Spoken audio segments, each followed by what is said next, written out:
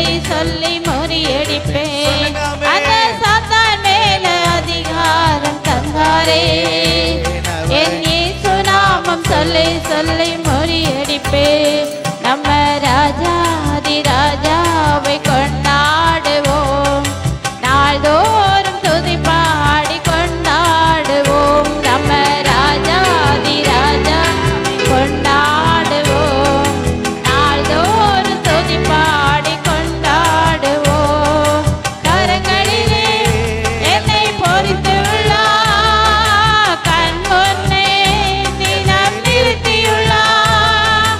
கரங்களிலே என்னை பொறித்துள்ளார், கண் முன்னே என்னை நிறுத்தியுள்ளார்.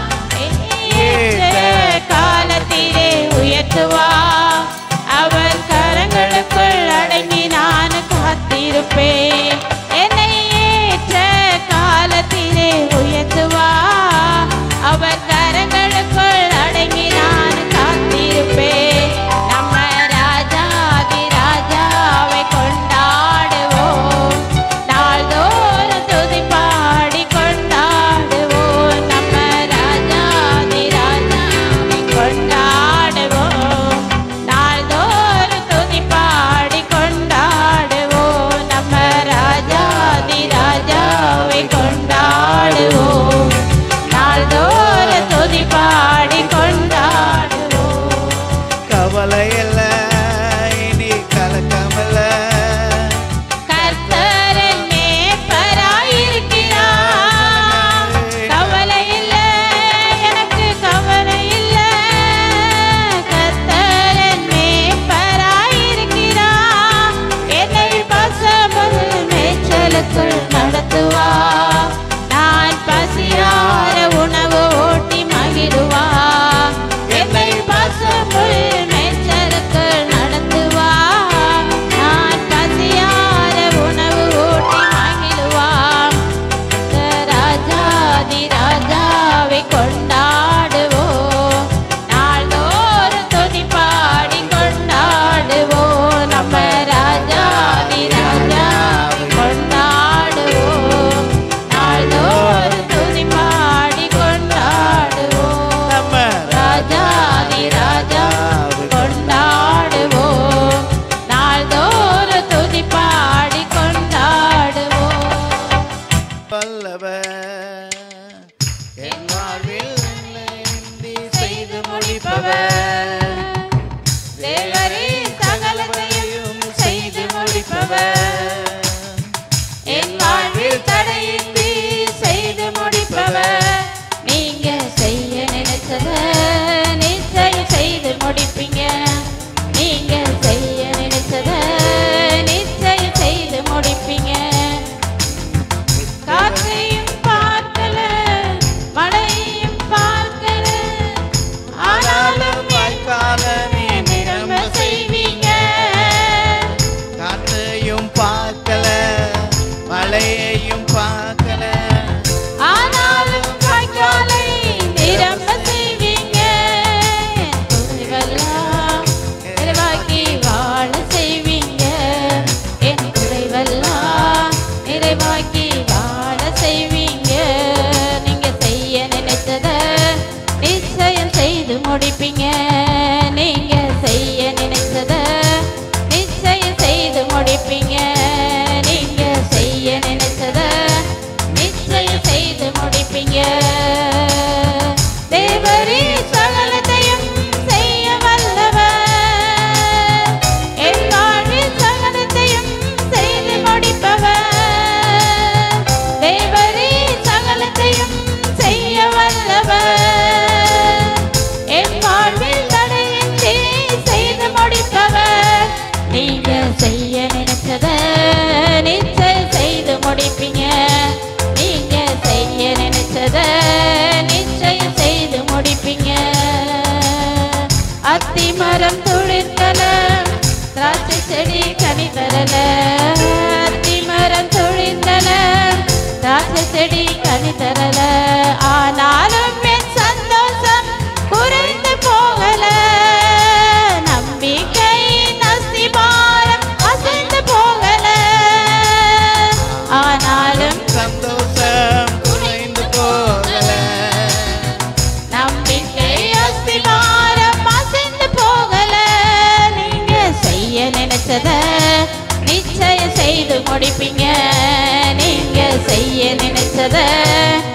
நிச்சயம் செய்து முடிப்பீங்க. நீங்க செய்ய நினைச்சத நிச்சயம் செய்து முடிப்பீங்க. நீங்க செய்ய நினைச்சத குறைவின்றி செய்து முடிப்பீங்க. நீங்க செய்ய நினைச்சத நிறைவாய் செய்து முடிப்பீங்க. நீங்க செய்ய நினைச்சத தடையின்றி செய்து முடிப்பீங்க. நீங்க செய்ய நினைச்சத சீக்கிரம் செய்து முடிப்பீங்க. நீங்க செய்ய நினைச்சத நிச்சயம் செய்து முடிப்பீங்க. தேவரே சகலத்தையும் செய்ய வல்லவர். என் வாழ்வில் தடையின்றி செய்து முடிப்பவர். தேவரே சகலத்தையும் செய்ய வல்லவர். என் வாழ்வில் தடையின்றி செய்து முடிப்பவர். நீங்க செய்ய நினைச்சத நிச்சயம் செய்து முடிப்பீங்க. நீங்க செய்ய நினைச்சத நிச்சயம் செய்து முடிப்பீங்க. நீங்க செய்ய நினைச்சத நிச்சயம் செய்து முடிப்பீங்க. நீங்க செய்ய நினைச்சத நிச்சயம் செய்து முடிப்பீங்க. நீங்க செய்ய நினைச்சத சீக்கிரம் செய்து முடிப்பீங்க. நீங்க செய்ய நினைச்சத நிச்சயம் செய்து முடிப்பீங்க. நீங்க செய்ய நினைச்சத குறைவின்றி செய்து முடிப்பீங்க.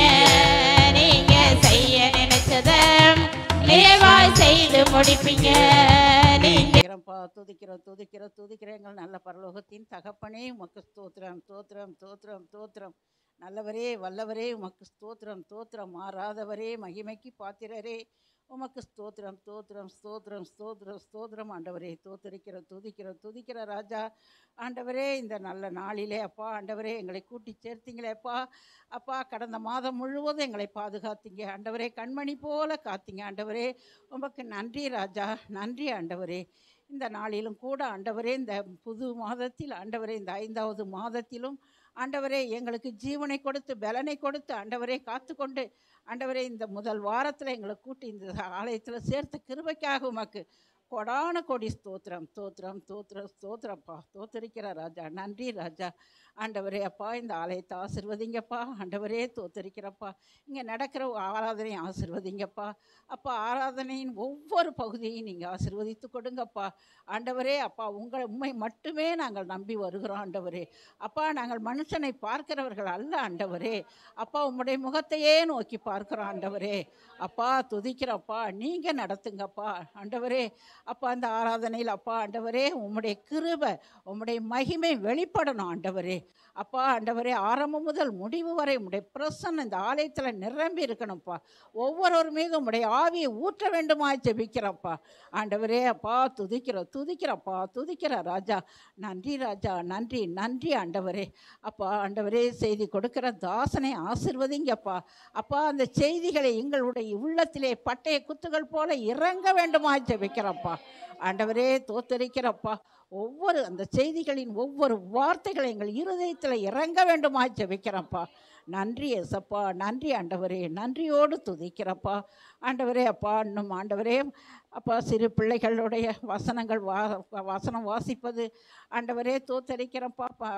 பாடல் பகுதி ஆண்டவரே, காணிக்கை பகுதி ஆண்டவரே அப்பா எல்லாவற்றையும் ஆசீர்வதித்து கொடுங்கப்பா. இந்த மாதத்தின் முதல் வாரத்தில் திருவிருந்து ஆராதனை இருக்குப்பா ஆண்டவரே. அந்த திருவிருந்தையும் ஆசீர்வதிங்கப்பா. அதில் பங்கு கொள்ள எங்களை தகுதிப்படுத்துங்க ஏசப்பா ஆண்டவரே. அப்பா நாங்கள் அப்பா தகுதி உள்ளவர்களாக அப்பா அந்த ஆராதனையில் நாங்கள் பங்கு பெறணும் ஆண்டவரே.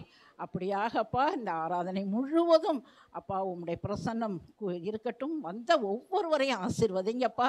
வந்தவர்கள் அப்பா எவ்வளவு வேதனை, இருதயத்தில் வேதனை விண்ணப்பங்களோடு வந்தார்களோ அவற்றையெல்லாம் நீ நிறைவேற்றி கொடுக்கத்தக்க தேவனாக இருந்து அப்பா அவர்கள் வந்த வண்ணமாக வெறுமையாக திரும்பாதபடிக்கு உம்முடைய ஆசீர்வாதத்தால் நிரம்பி திரும்ப அப்பா கிருபை செய்யுங்கப்பா. அப்பா வந்த ஒவ்வொருவரையும் ஆசீர்வதிங்க.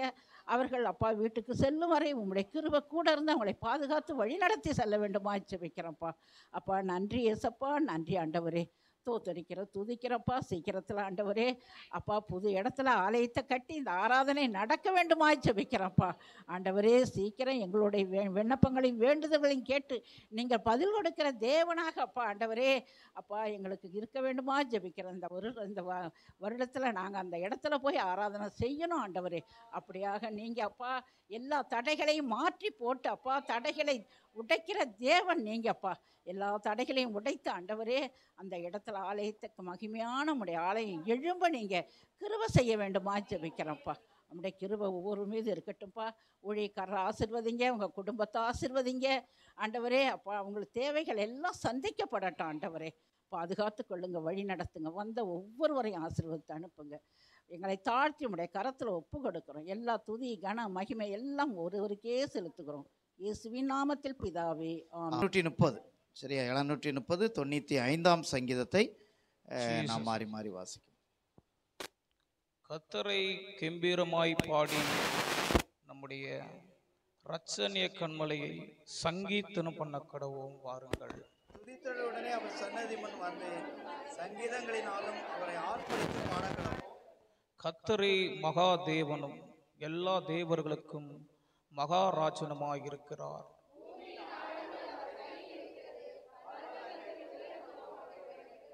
சமுத்திரம் அவருடையது, அவரே அதை உண்டாக்கினார். வெட்டாந்தரையும் அவருடைய கரம் உருவாக்கிற்று.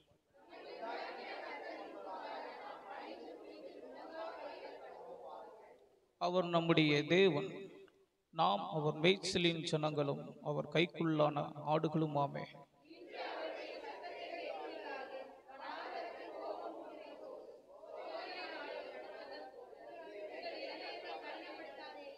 அங்கே உங்கள் பிதாக்கள் என்னை சோதித்து என்னை பரிசித்து பார்த்து என் கிரியையும் கண்டார்கள்.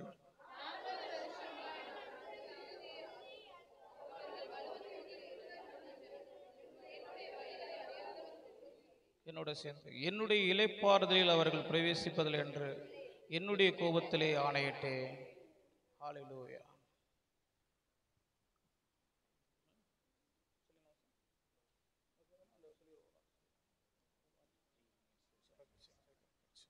சரி, அமர்ந்து கொள்ளலாம்.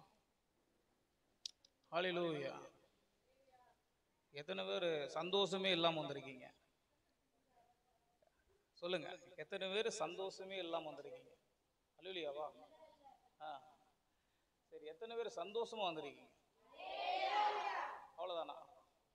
சரி, ஒரே ஒரு வசனத்தை வாசிச்சு ஆண்டவர் நாமத்தை மகிமைப்படுத்தலாம்.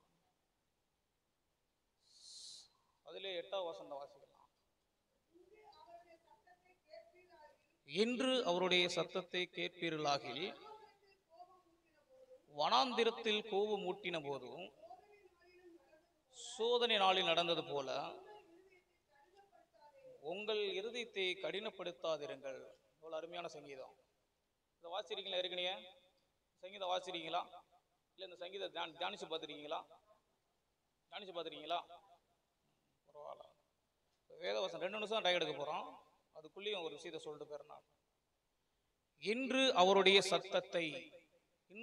சத்தத்தை கேட்கறவங்க எத்தனை பேர் இங்க வந்திருக்கீங்க? இல்லையே, இங்கெல்லாம் வரவே இல்லையே. அப்ப இவங்களாம் சத்தத்தை கேட்க வரல போல, ஏதோ மனுஷ சத்தத்தை கேட்க வந்திருக்கீங்க. அப்படியா? சரி, இன்று அவருடைய சத்தம்.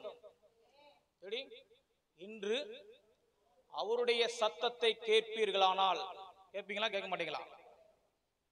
இன்று அவருடைய சத்தம்னா என்ன? இன்று அவருடைய சத்தம்னா என்ன?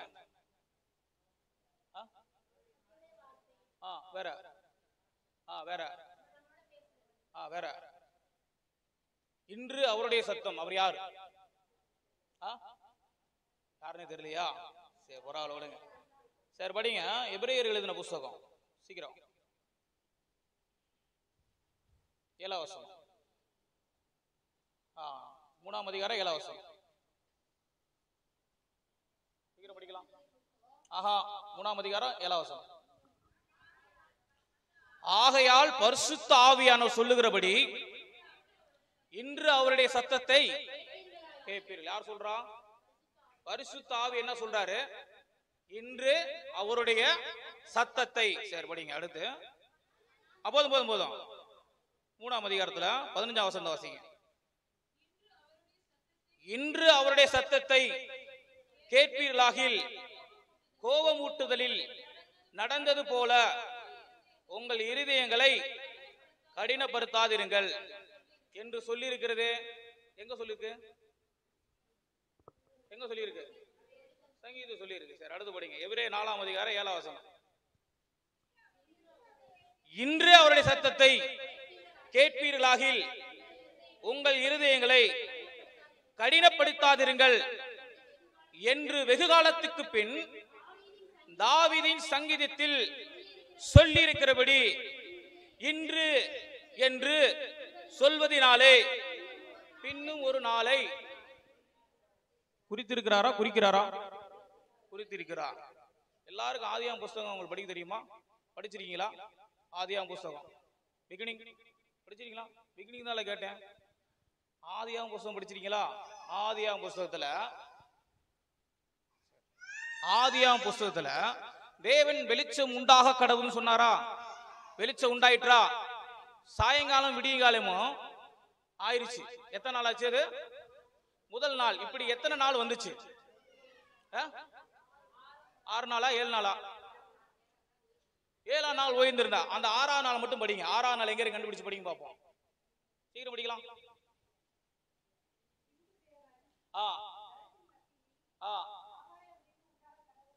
ஆகாய் ஒரு குண்டா கடை வந்து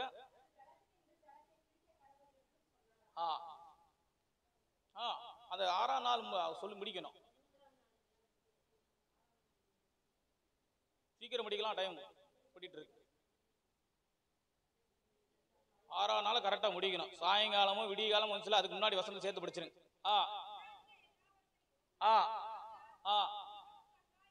மிகவும் நன்றாயிருந்தது. சாயங்காலமும் விடிய காலமாயி 6ஆம் நாள் ஆயிற்று. இப்ப அடுத்து படிங்க. இப்ப 6 நாள் ஆயிடுச்சா? சரி, 6 நாள் ஆயிடுச்சு. சீக்கிரம் படிக்கலாம். அடுத்த வசனம் படிச்சே வரலாம்.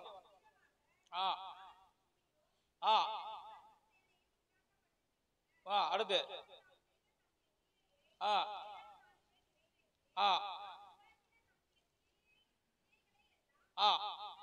முடித்த பின்னு 7ஆம் நாளிலே ஓய்ந்திருந்தார் போட்டிருக்கு.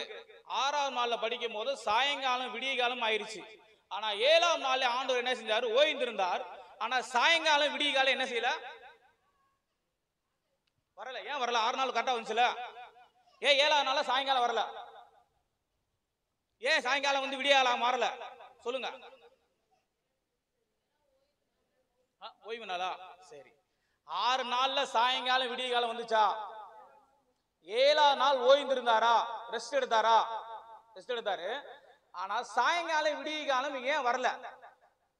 6 நாள் கரெக்டா சாயங்காலம் விடிய காலம், சாயங்காலம் விடிய காலம், சாயங்காலம் விடிய காலம் கரெக்டா வந்துச்சா? 7ஆம் நாள் வரும்போது சாயங்காலமும் வரல, விடிய காலம் வரல. அப்ப 7ஆம் நாள் எங்க போச்சு? சாயங்காலமே இல்லையா? வாரத்துல 7 நாள் இருக்குல்ல. இங்க 7 நாள் சாயங்காலம் விடிகாலம், சாயங்காலம் விடிகாலம். அதுல இப்ப 7ஆம் நாள் வரும்போது சாயங்காலம் ஏன் வரல? ஏன் விடிய காலம் வரல? 7ஆம் நாளே தேவன் ஆசீர்வதித்தார். என்ன செஞ்சாரு?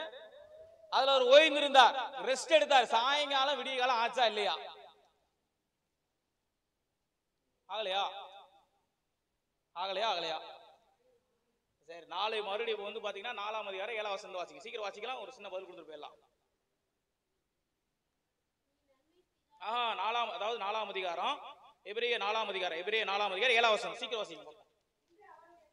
இன்று அவருடைய சத்தத்தை கேட்பீர்களாகில் உங்கள் இருதயங்களை கடினப்படுத்தாதிருங்கள் என்று வெகு காலத்திற்கு பின்பு தாவீதின் சங்கீதத்திலே பின்பு நாளே ஒரு குறித்திருக்கிறான்னு சொல்றாரா? யோசுவா அவர்களை இளைப்பாறுதலுக்கு உட்படுத்தியிருந்தால் பின்பு வேற ஒரு நாளை குறித்து சொல்லி இருக்கலாமே. மாட்டாதே. ஆகையால் தேவனுடைய ஜனங்களுக்கு இளைப்பாறுதல் காலம் இனி வருகிறதா இருக்கிறது. ஏனெனில் அவருடைய இளைப்பாறுதல் பிரவேசித்தவன் தேவன் தம்முடைய கிரியைகளை முடித்து ஓய்ந்தது போல தானும் தன் கணிகரை முடித்து ஓய்ந்திருப்பான். 7ஆம் நாள்ல ஆண்டவர் என்ன செஞ்சாரு? எல்லா கிரியைகளையும் முடிச்சு என்ன செஞ்சாரு? ரெஸ்ட் எடுத்துட்டாரு. ஆனா சாயங்காலம் ஆகல, விடிகாலம் ஆல. இந்த சாயங்கால விடிகாலம் எப்ப ஆகும்? எப்ப ஆகும் தெரியுமா? எப்படி தேவன் தான் கிரிகளை முடித்து ஓய்ந்திருந்தது போல நாமும் தேவன் கொடுத்த அந்த வேலையை செஞ்சு முடிக்கும் போதுதான் அந்த ரெஸ்ட் டே வரும். அந்த ரெஸ்ட் டே எப்போ வரும்? நம்முடைய பிதாக்கள் முன்னாடி இருந்தாங்களா? என்னுடைய இளைப்பாறுதலில் அவர்கள் பிரவேசிப்பதில் என்று அவர் யாரை குறித்து சொன்னார்? யாரை குறித்து? கீழ்ப்படியாரை குறித்து சொன்னார் அல்லவா? கீழ்ப்படியாரை குறித்து தான் சொன்னாரு. ஆனா வேதம் என்ன சொல்லுது? 4ஆம் அதிகாரத்தில் திரும்பி வாங்க. 4ஆம் அதிகாரத்துக்கு வாங்க. 3ஆம் வசனத்தை படிங்க. 3ஆம் வசனத்தை படிங்க. விசுவாசிக்கிறவர்களாகிய நாமோ அந்த இளைப்பாறுதலில் பிரவேசிக்கிறோம். அவருடைய கிரிகள் உலக தோற்றம் முதல் முடிந்திருந்தும் இவர்கள் என்னுடைய இளைப்பாறுதல் பிரவேசிப்பதில்லை என்று என்னுடைய கோபத்திலே ஆணையிட்டேன். அடுத்த படிச்சே வாங்க. ஓய்ந்திருந்தார் என்று 7ஆம் நாளை குறித்து என்ன சொல்லியிருக்கிறார்? ஏதோ ஒரு இடத்துல சொல்லியிருக்கிறார் இல்லையா? எங்க சொல்லியிருக்காரு? அங்கேயே சொல்லிட்டார். ஆனா நிறைய பேருக்கு தெரியல. ஆதியாகம புத்தகத்தை நீங்க போய் வீட்டுல வாசிங்க. மறுபடியும் படிங்க. அதே வசனத்தை படிங்க. மேலும் தேவன் தம்முடைய முடித்து 7ஆம் நாளிலே ஓய்ந்திருந்தார் என்று 7ஆம் நாளை குறித்து ஓரிடத்தில் சொல்லியிருக்கிறார். அன்றியும் என்னுடைய இளைப்பாறுதலில் பிரவேசிப்பதில்லை என்று அந்த இடத்திலே தானே சொல்லியிருக்கிறார். ஆகையால் சிலர் அதில் பிரவேசிப்பது இன்னும் வரப்போகிற காரியமாய் இருக்கிறபடியினால் சுவிசேஷத்தை முதலாவது கேட்டவர்கள் கீழ்ப்படியாமையினாலே அதில் பிரவேசியாமல் போனபடியினால், கீழ்ப்படியாம என்ன செஞ்சிட்டாங்க? அந்த ரெஸ்டுக்குள்ள போக முடியல. என்ன போக முடியல? அந்த இளைப்பாறுதலுக்குள்ள சுவிசேஷம் அவர்களுக்கு அறிவிக்கப்பட்டது போல. 2ஆம் வசனம் வாசிங்க. ஏனெனில் சுவிசேஷம் அவர்களுக்கு அறிவிக்கப்பட்டது போல நமக்கும் அறிவிக்கப்பட்டது. கேட்டவர்கள் விசுவாசம் இல்லவாறு கேட்டபடினால் அவர்கள் கேட்ட வசனம் அவர்களுக்கு பிரயோஜனப்படவில்லை. நான் சொல்ல வந்து எல்லாம் புரிஞ்சா? என்ன புரியலன்னு தெரியல. புரிஞ்சிருக்கு நினைக்கிறேன். புரிஞ்சா? ரெஸ்ட் டே ஓய்ந்திருந்தார் சொல்றோம்ல, அந்த 7ஆம் நாள் இருக்குல்ல, அந்த 7ஆம் நாள் என்ன வந்துருச்சா வரலையா? வந்துருச்சா? நான் சொல்ற வீக் ஒன்லி அந்த வாரத்துல ஒரு நாள் சொல்லல. ரெஸ்ட் டே ஓய்ந்திருந்த நாள் என்னைக்கு நீங்க கீழ்ப்படிஞ்சு அவருடைய வார்த்தையை கேட்டு நீங்க அவருடைய வேலையை செஞ்சு முடிக்கிறீங்களோ அதான் உங்களுக்கு ஓய்வு நாள். அதான் 7ஆவது நாள். 7ஆம் நாள் அதால அண்டர்ஸ்டாண்ட் பண்ண முடியுதா? மறுபடியும் போய் இந்த வேத வசனத்தை என்ன செய்யுங்க, கரெக்டா ஒரே ஒரு வசனம் வாசி முடிச்சிருக்கு. சங்கீதம் 95 8ஆம் வசனம்.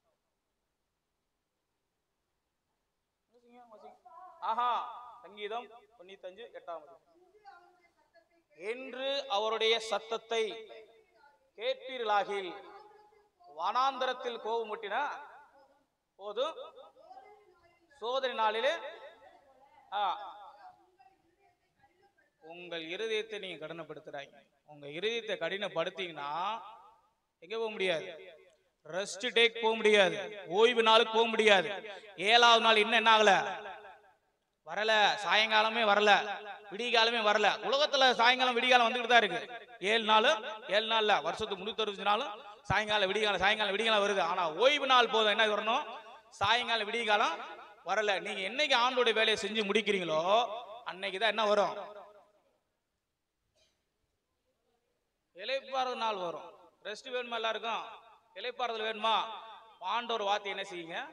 கீழ்ப்படிங்க. ஆண்டோட வார்த்தை பறந்து வரும். ஓகே, எந்தன் துணை நீரே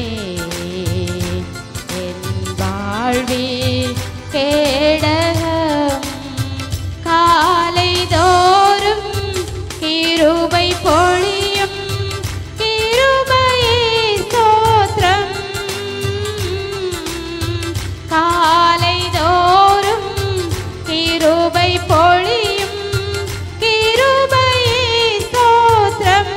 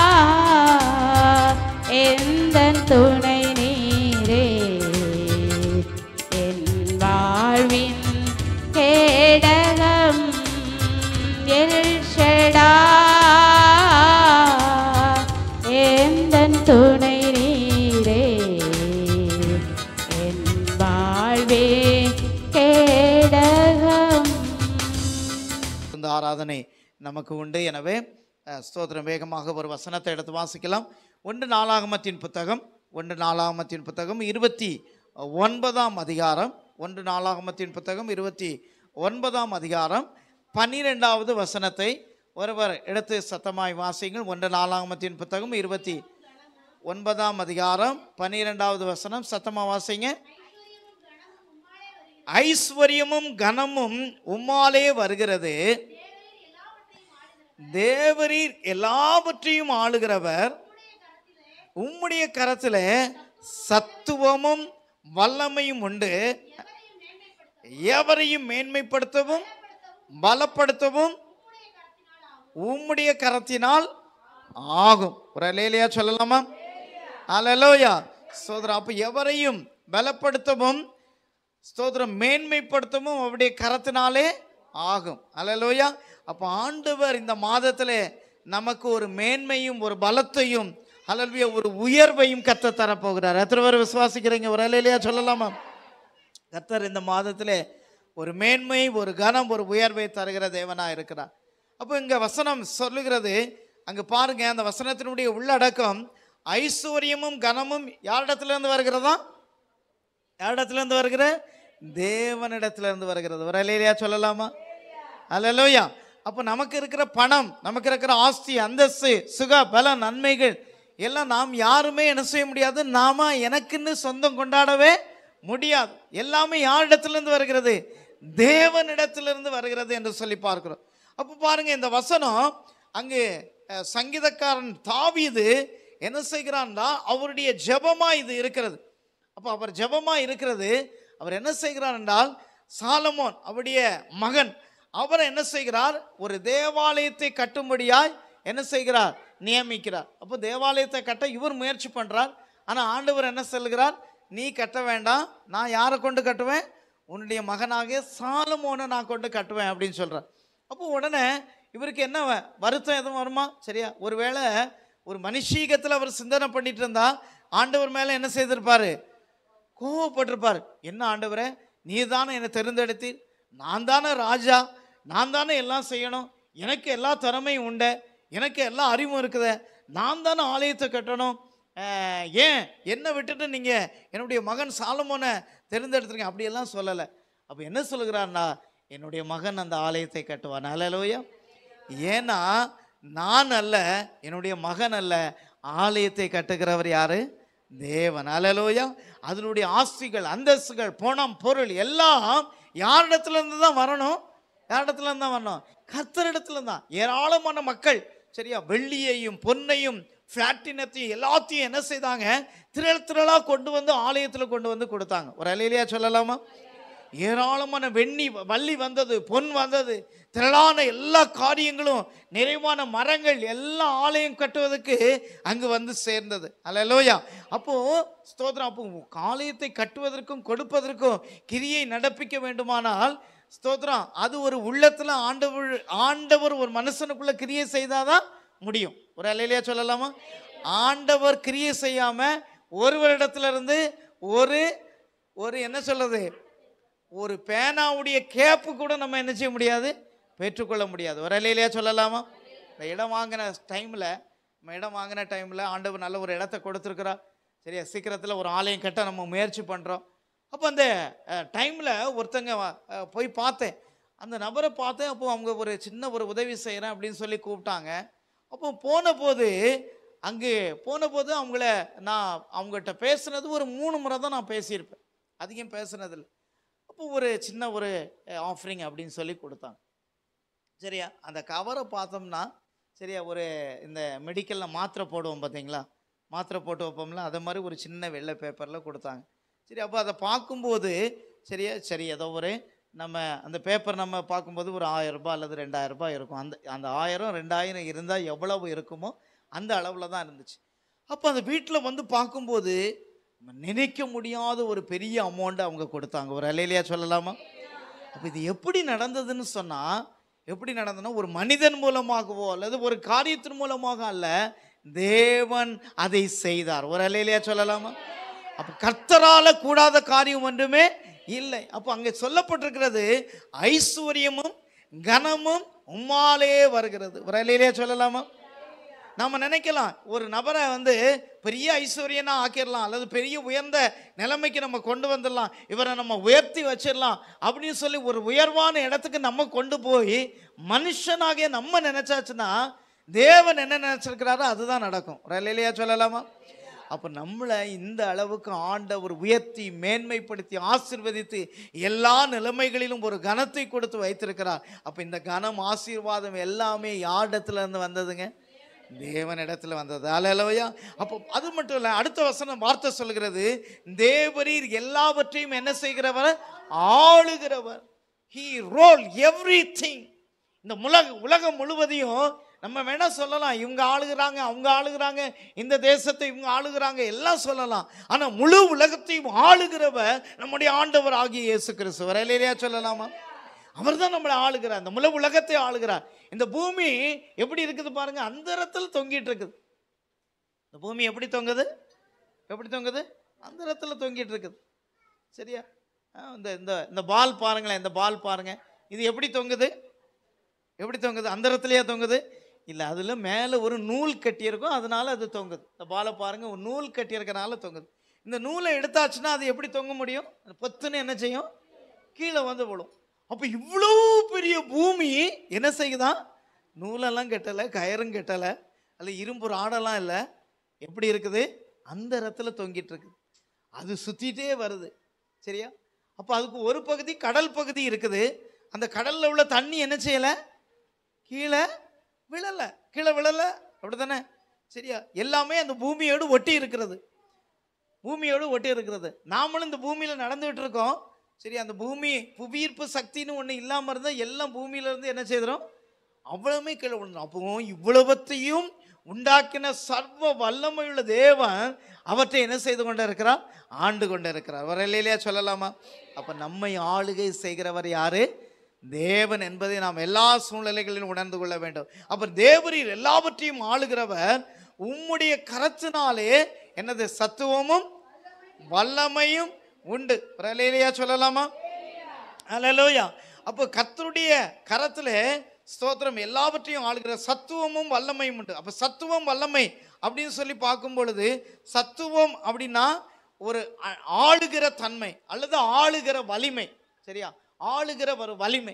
சிலருக்கு ஒரு ஒரு இதை ஆள தெரியாது. ஒரு இடத்து ஒரு பொறுப்பு கொடுத்தாச்சுன்னா, ஒரு லீடர்ஷிப்பை கொடுத்தாச்சுன்னா அவங்க கொஞ்ச நேரத்தில் எல்லாத்தையுமே என்ன செய்திருவாங்க? சிதறடிக்க பண்ணிடுவாங்க. ஒருத்தருமே சண்டை போட்டு எல்லாத்தையும் கோமச்சு ஒன்றும் இல்லாமல் ஆக்கிடுவாங்க. அப்போ சகலவற்றையும் ஆளுகிற தன்மை, சகலவற்றையும் உருவாக்குன தன்மை, ஸ்தோத்திரம், அப்படிப்பட்ட வலிமை யாருக்கு இருக்கிறது? நம்முடைய ஆண்டவராகிய இயேசு கிறிஸ்துவுக்கு. இன்னொரு வார்த்தையில சொல்ல போனா, அந்த சத்துவம் வல்லமை அப்படின்னு சொன்னா செயல்படுத்துகிற சக்தி. இல்லையா சொல்லலாமா? தமிழ்ல சொல்ல போனா செயல்படுத்துகிற சக்தி. அப்ப எதையும் செய்வதற்குரிய வல்லமை யாருக்கு இருக்கிறது? நம்முடைய ஆண்டவருக்கு இருக்கிறது. கரங்களை உயர்த்தி ஒரு அல்லேலூயா சொல்லலாமா? அல்லேலூயா. அப்ப நம்முடைய ஆண்டவரால் கூடாத காரியம் மட்டும் இல்லை. அதான் சொல்லப்பட்டிருக்கிறது, ஐஸ்வர்யமும் கனமும் உம்மாலே வருகிறது, தேவரீர் எல்லாவற்றையும் என்ன செய்கிறேன்? ஆளுகை செய்கிற உம்முடைய கரத்தினாலே சத்துவமும் வல்லமையும் உண்டு. அடுத்தது அங்க கடைசியா அந்த வரிகள் சொல்கிறது, எவரையும் மேன்மைப்படுத்தவும் பலப்படுத்தவும் உம்முடைய கரத்தினாலே ஆகும். அல்லேலூயா சொல்லலாமா? எந்த மனுஷனையும் பலப்படுத்தவும் உயர்த்தவும் மேன்மைப்படுத்தவும் யாருடைய கரத்தினாலே ஆகும்? அவருடைய கரத்தினால். எந்த மனுஷனையும், அது யாராக இருந்தாலும் சரி, நம்ம ஆண்டவருக்கு உண்மையா இருந்தோம்னா, சரியா? வேதம் சொல்கிறது, சரியா, கொஞ்சத்துல உண்மை உள்ளவனை அநேகத்தின் மேல ஆண்டவர் என்ன செய்கிறாரா? அதிகாரியாய் மாற்று. கொஞ்சத்துல உண்மை, நம்ம ஜெபத்துல, வேத வாசிப்புல, ஆண்டவருக்கு கொடுக்கிற காரியத்துல, விசுவாசத்துல, நமக்கு ஆண்டவருக்கு கீழ்ப்படுகிற காரியத்துல நம்ம கொஞ்சத்துல உண்மையா இருப்போமானால், கர்த்தர் எவரையும் மேன்மைப்படுத்தவும் ஆசீர்வதிக்கவும் உயர்த்தவும் அவருடைய கரத்தினாலே ஆகும். அவருடைய கரத்தினாலே எத்தனையோ சாட்சிகளை நம்ம கேட்கிறோம்.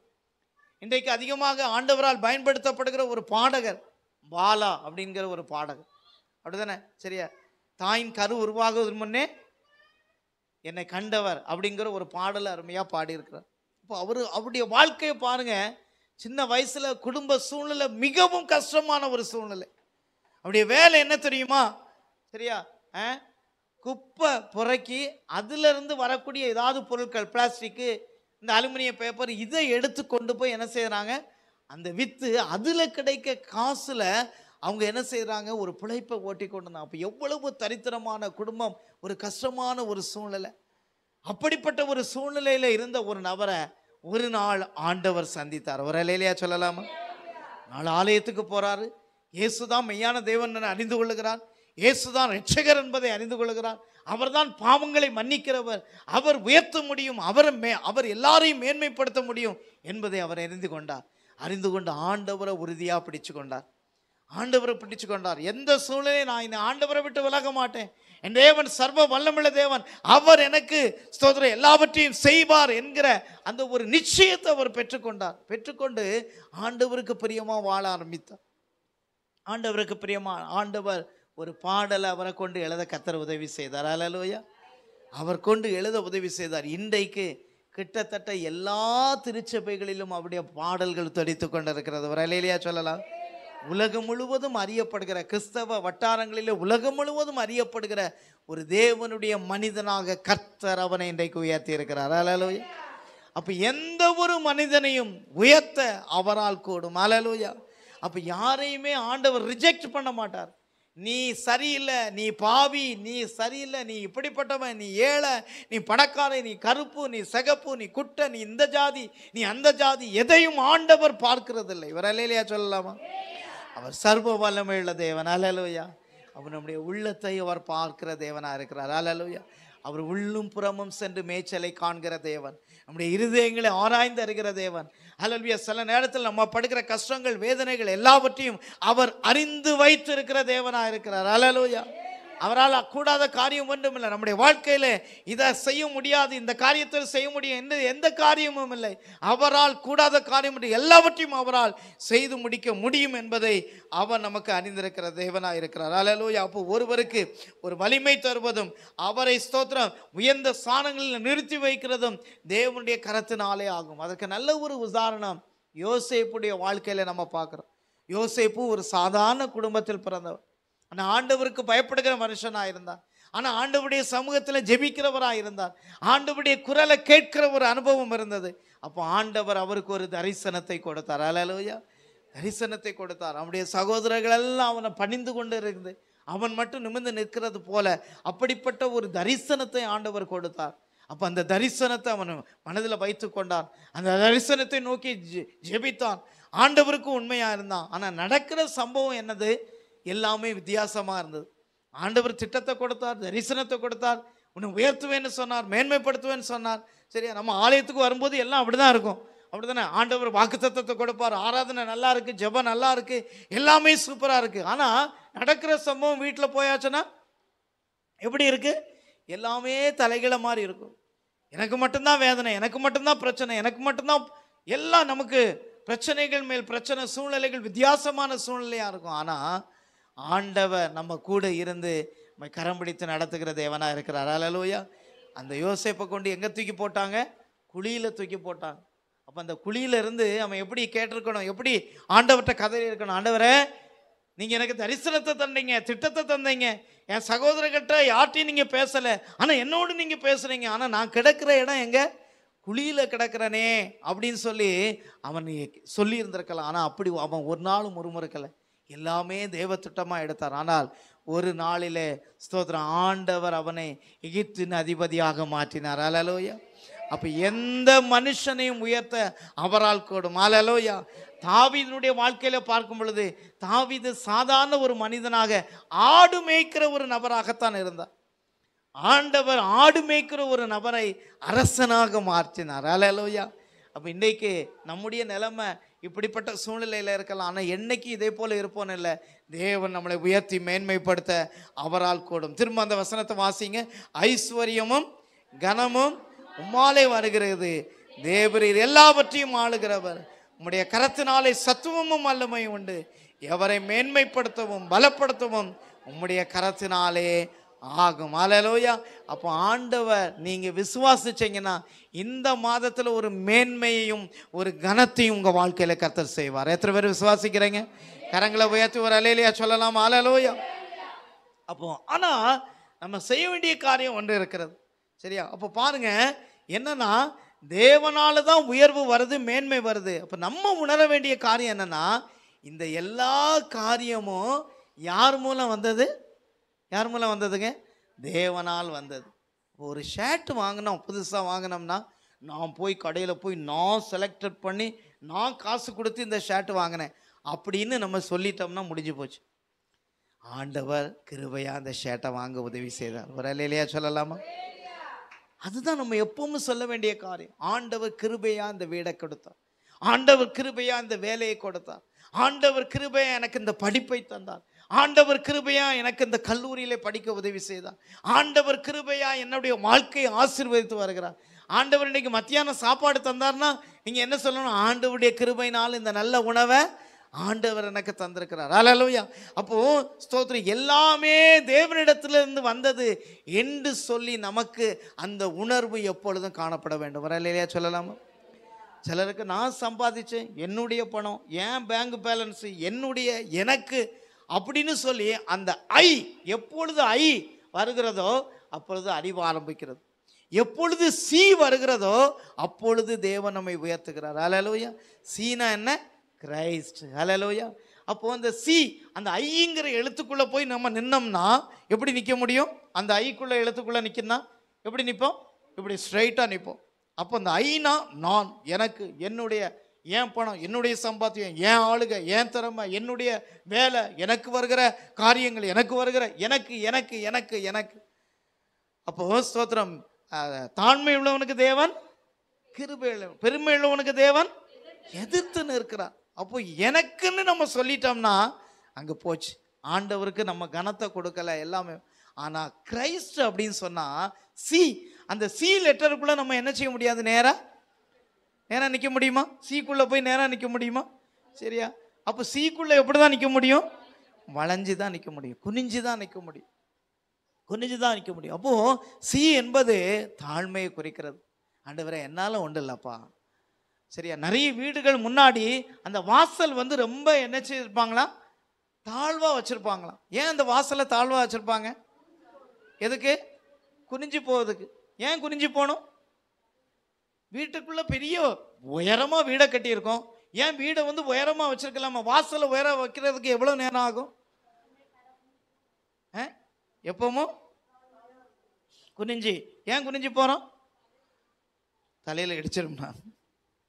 சரியா? அப்போ பாருங்க, பழைய காலத்தில் அப்படி தான் வச்சுருந்தாங்க. ஆண்டவர் கொடுத்த ஆசீர்வாதம் நம்ம ஆண்டவர் அந்த வீட்டுக்கு ஒரு கனத்தை கொடுக்கும்படியா. சரியா? அப்படி அவங்க என்ன செய்தாங்க? செயல்பட்டிருந்தாங்க. ஆனால் இன்றைக்கி அப்படி இல்லை, அந்த சூழ்நிலைகள்லாம் மாறிப்போச்சு. அப்போது நம்முடைய வாழ்க்கையிலே தாழ்மை, ஆண்டவருடைய சமூகத்தில் ஆண்டவரே எனக்கு ஒன்று இல்லைப்பா, எல்லாம் நீங்கள் கொடுத்தது என்று சொல்லி நம்மை தாழ்த்தும் பொழுது ஆண்டவர் நம்முடைய வாழ்க்கையில் எல்லாவற்றையும் மேன்மைப்படுத்த அவர் போதுமானவராக இருக்கிறார். ஹல்லேலூயா. அது மட்டுமல்ல, இந்த காரியங்கள் எல்லாவற்றையும் ஆளுகைக்கிறது அவருடைய ஆற்றல், அவருடைய வல்லமை. நம்முடைய ஆண்டவர் தந்திருக்கிற எல்லா சூழ்நிலையும் ஆளுகிறது யார் தான்? ஆண்டவர் தான். என்ன எல்லாவற்றையும் அவர் தான் ஆண்டு கொண்டு இருக்கிறார் என்கிற ஒரு நிச்சயமும் நம்பிக்கையும் நமக்கு என்ன செய்யும்? வேண்டும். அல்லேலூயா சொல்லலாமா?